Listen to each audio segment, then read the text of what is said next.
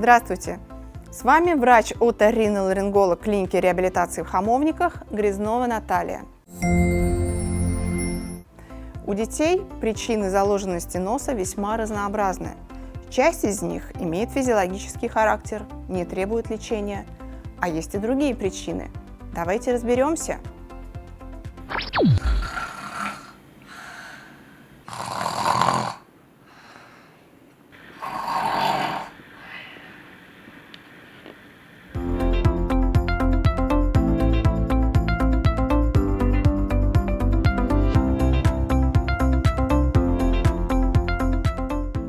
Одной из естественных причин затруднения носового дыхания у ребенка может быть период прорезывания зубов в младшем возрасте. В более старшем возрасте это может быть увеличение лимфоидной ткани в носоглотке, так называемые аденоиды, которые перекрывают доступ воздуха.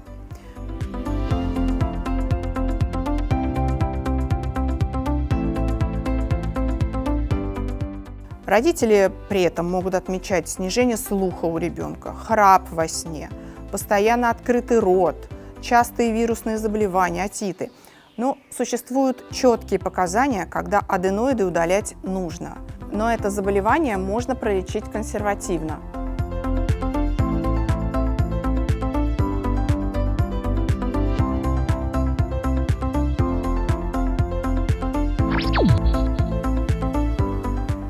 Обнаружив у вашего ребенка заложенность носа, в первую очередь стоит обратиться к лор-врачу. Данная ситуация не всегда требует хирургического лечения.